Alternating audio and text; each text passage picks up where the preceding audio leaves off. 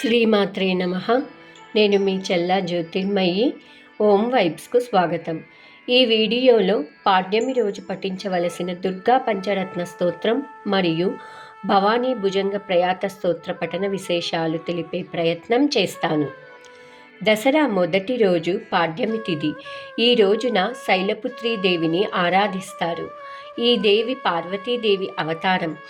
హిమవంతుని కుమార్తెగా జన్మించిన శైలపుత్రీదేవి గత జన్మలో సతీ రూపంలో శివుని భార్యగా ఉండి దక్షయజ్ఞంలో తన శరీరాన్ని దహించుకున్న తర్వాత పునర్జన్మ పొందింది.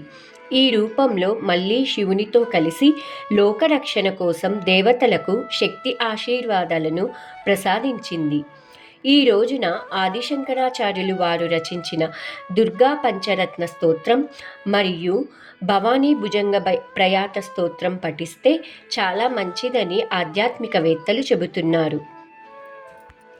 దుర్గా పంచరత్నంలో అమ్మవారిని పరాశక్తిగా, పరమేశ్వరుని శక్తిగా, మోక్షప్రదాత్రిగా, లోకరక్షకురాలుగా కీర్తిస్తూ భక్తునికి అజ్ఞానం బంధాలను తొలగించి విముక్తి ఇచ్చే శక్తిగా ఈ స్తోత్రాన్ని ఆదిశంకరాచార్యుల వారు రచించారు. మరియు భవానీ భుజంగ ప్రయాత స్తోత్రంలో ఆదిశంకరాచార్యుల వారు అమ్మవారిని పరాశక్తి లోకమాతగా స్తుతిస్తూ భక్తునికి అలసిన మనసుకు ధైర్యం మరియు దేవికి సమర్పితమైన శరణాగతి గీతంగా రచించారు. ఇంతటితో దుర్గా పంచరత్నం మరియు భవానీ భుజంగ ప్రయాత స్తోత్ర విశేషాలు సంపూర్ణం. సర్వే జన సుఖినో భవంతు.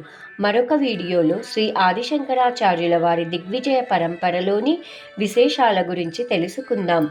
అందరికీ శుభం జరగాలని కోరుకుంటూ మీ చెల్లా జ్యోతిర్మయి.